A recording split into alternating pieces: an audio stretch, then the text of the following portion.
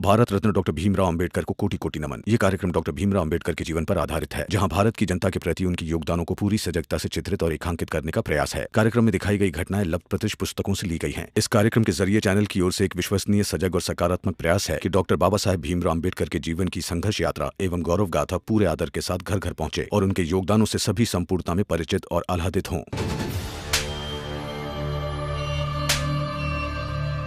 कुछ काम के नहीं है तुम दोनों। एक काम दिया था वो भी ठीक से कर नहीं पाए। काम तो हो ही जाता साहब, पता नहीं कहां से पुलिस आ गई। लेकिन आप परेशान मत होइए साहब, एक ना एक दिन उस भीमराव को मैं ही मारूंगा। कब मारोगे? जब मारोगे ना तब देखेंगे। हाँ, फिलहाल किसी से कहना नहीं कि भीमराव को मारने के लिए मैंने भेजा था। हटो।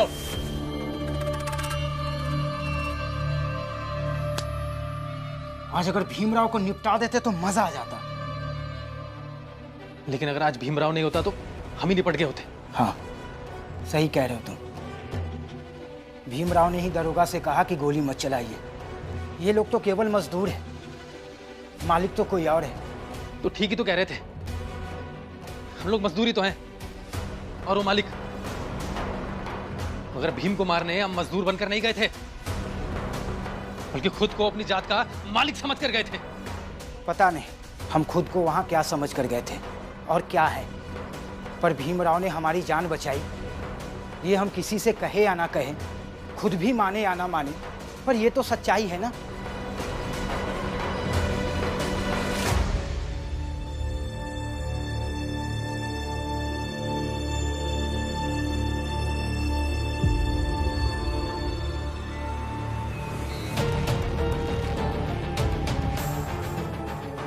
ले आ गया वो भीम।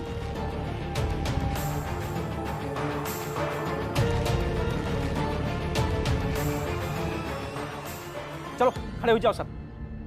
और जब हम लोग सजा निर्धारित करे हैं ना खिलाने, वो चल के ओका सुनावत है। चलो।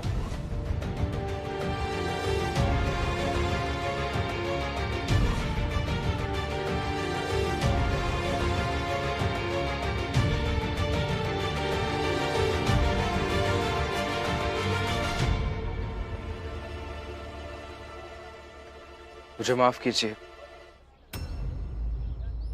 आप सबका विरोध होते हुए भी मैं पूरन जी से मिलने गया।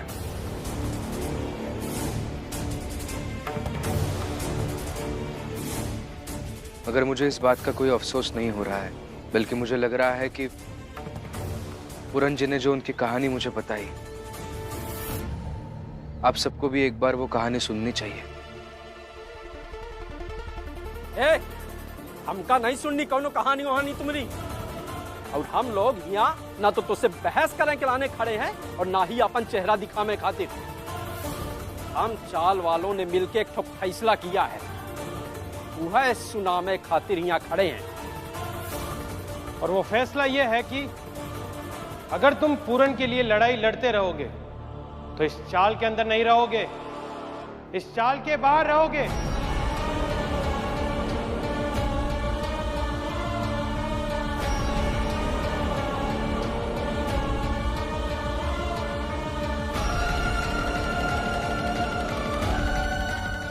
समझे भीमराव?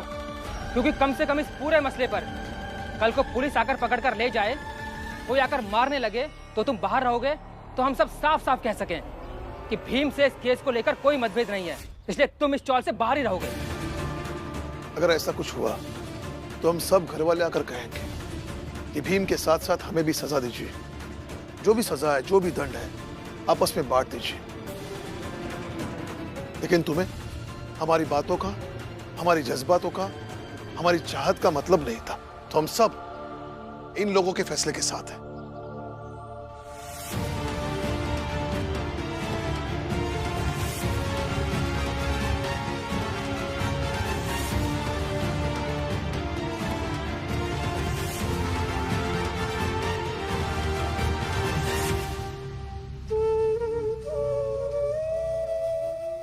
ठीक है,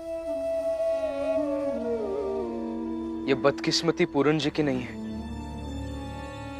बल्कि हम सबकी है कि हमारी जात का एक व्यक्ति बिना कोई अपराध किए अपराधी बना हुआ है, कैदी बना हुआ है, और हम सब उसकी कहानी सुनने में, जानने में, समझने में कोई दिलचस्पी नहीं रख रहे हैं।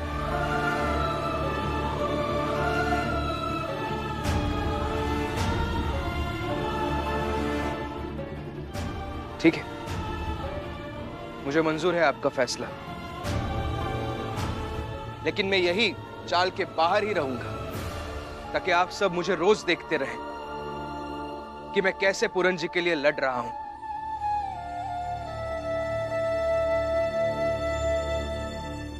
अगर किसी दिन गोली खाकर मर गया तो वो भी आप देखें, और किसी दिन पूरन जी को जेल से छुड़ाकर चाल में ले आया तो वो भी आप सब देखें।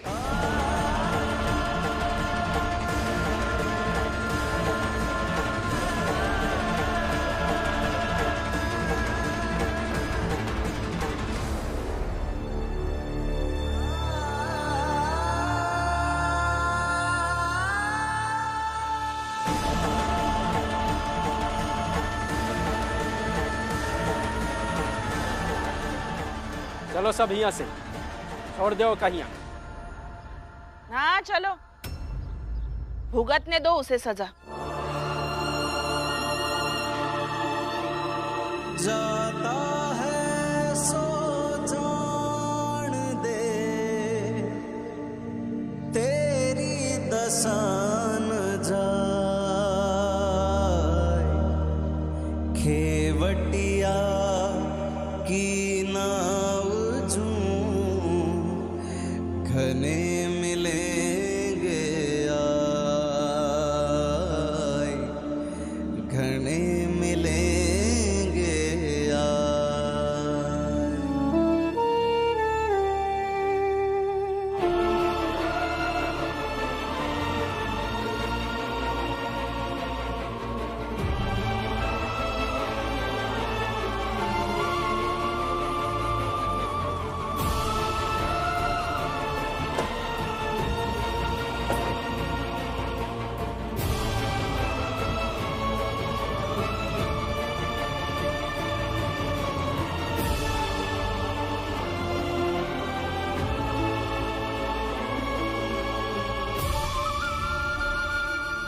आप बैठ जाइए वहाँ।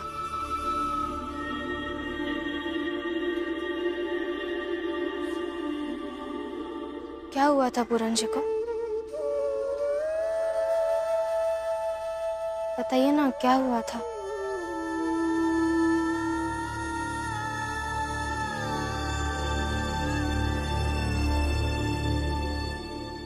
थैंक यू रमा, तुमने मेरी छुट्टी का एप्लीकेशन ऑफिस में दिया।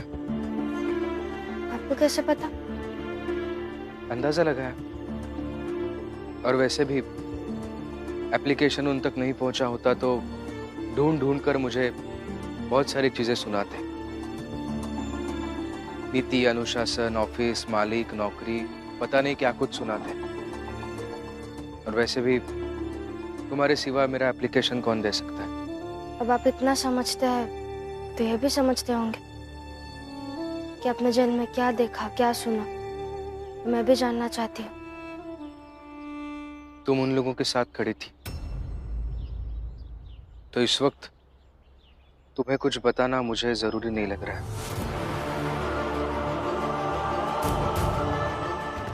आपके विरोधी बनने की सजा दे रहे हैं क्या आप मुझे? नहीं, ऐसा नहीं है, पर ये मेरा भी तो अधिकार है ना कि किसे कब और कितना बताना है। अपने विवेक से मैं फैसला ले रहा हूं। मतलब आपने अपनी पत्नी को ही पराया कर दिया?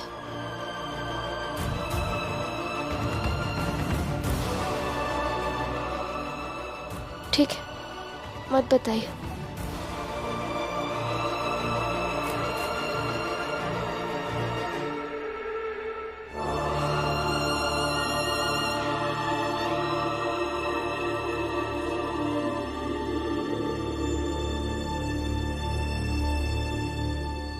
क्या हुआ रमा, तुम रो क्यों रही हो?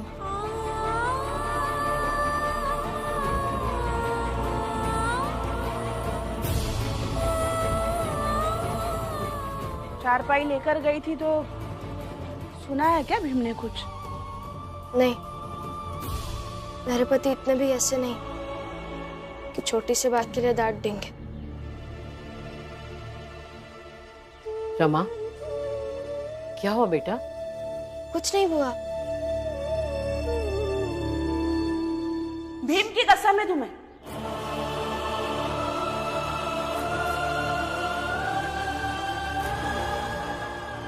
बता।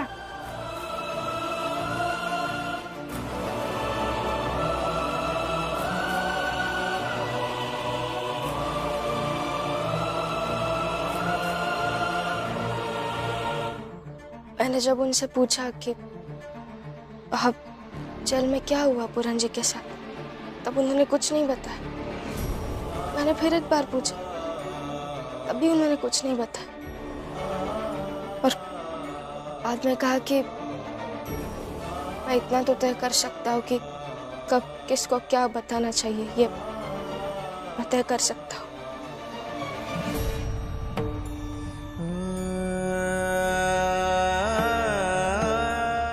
ये बहुत बड़ी बात नहीं है, लेकिन मैं पत्नी हूँ उनकी, तो उनके ऐसे व्यवहार से मुझे लगा कि उन्होंने मुझे पराया कर दिया।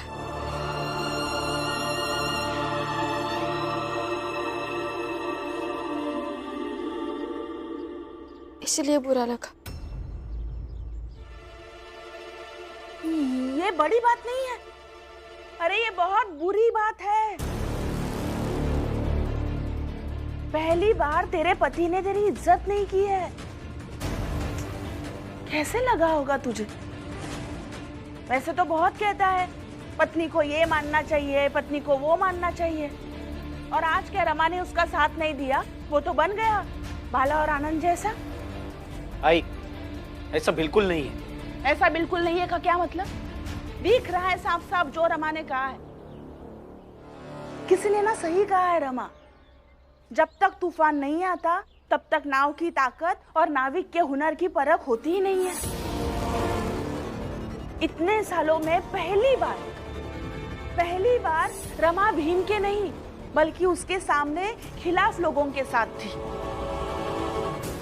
और भीम बन गया आदर्शवादी व्यक्ति से एक पति। जैसे पति होते हैं। जीजाबाई, बात को बढ़ाओ मत। अच्छा, मैं बात को बढ़ा रही हूँ।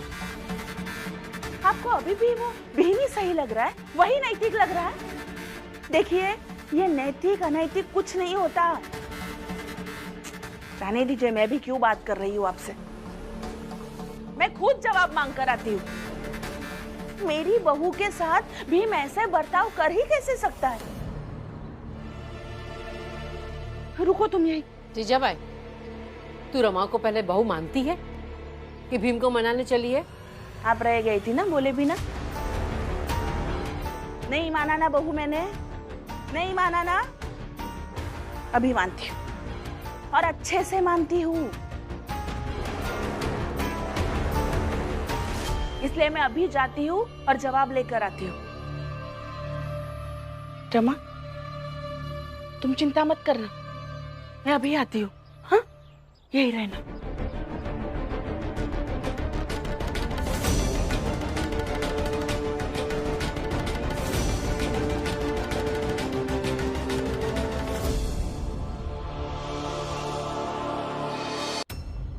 तुमने गलत किया आज रमा। ये मैं सोच समझकर और जिम्मेदारी के साथ कह रहा हूं कि तुमने गलत किया और इसे मैं गलत मानता हूं। क्या कहा?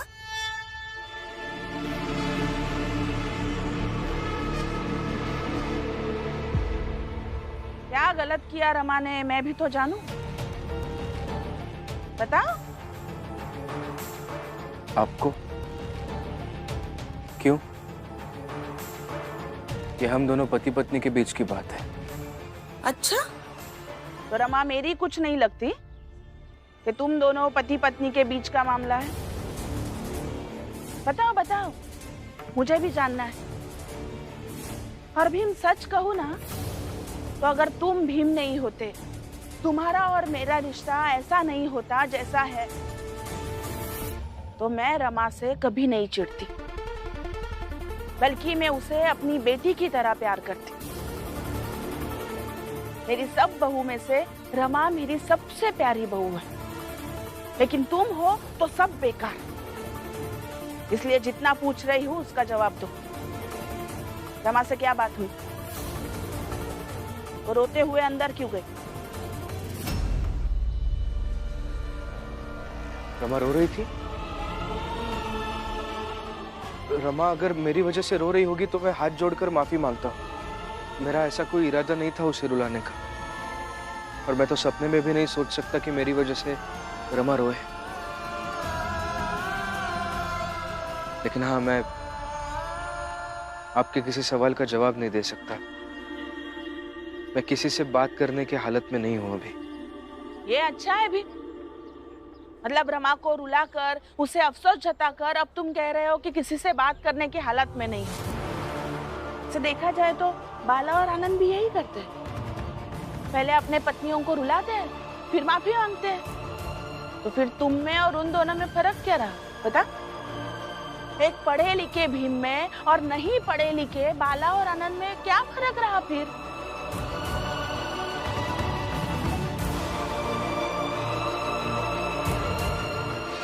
रमा, जाकर देख जीजाबाई भीम के साथ क्या बात कर रही है। नहीं बुआ, अभी सही समय नहीं है जाने का। पर आज उन्होंने मुझसे जिस तरह से बात की है, उससे इतना तो स्पष्ट है कि वो बहुत परेशान है। अगर मैं अभी उन दोनों के बीच में जाऊंगी तो उन्हें सफाई देनी पड़ेगी, ताकि आई के सामने मेरा स्वाभिमान घायल ना हो। इसलिए उन दोनों को अकेले ही रहने दीजिए।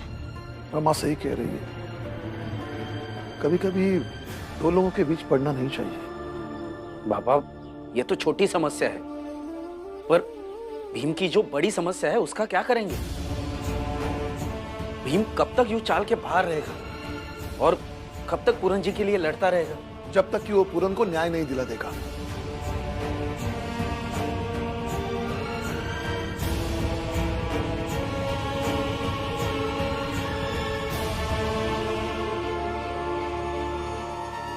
पहली बार ऐसा हुआ है कि भीम परिवार से अलग है। अरे इस बात का दुख तो भीम भाव को भी हो रहा होगा।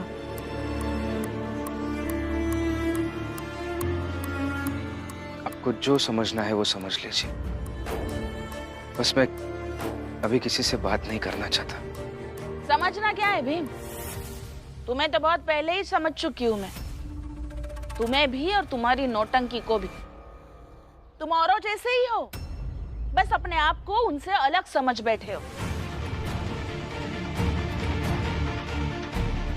ऐसे सर झुकाकर खड़े रहोगे तो तुम्हें क्या लगता है मैं बोलूंगी नहीं? लेकिन आज तो मैं बोलूंगी। सुनो भीम, तुम एक ऐसे इंसान हो जो ना अपने पिता के हो, ना अपने भाइयों के हो, ना पड़ोस के हो और ना ही अपने समाज के हो। तुम बस अपने मन के हो। जो तुम्हारा मन करता है तुम वही करते हो, फिर उससे चाहे दूसरों को कितना भी प्रभाव क्यों ना पड़े। तुम एक स्वार्थी और सिर्फ खुद के बारे में सोचने वाले इंसान हो।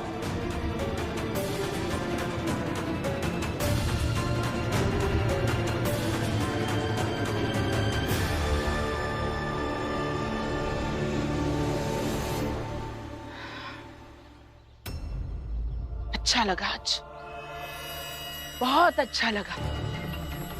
तुम्हें तुम्हारे बारे में सब सच सच बताकर बहुत अच्छा लगा।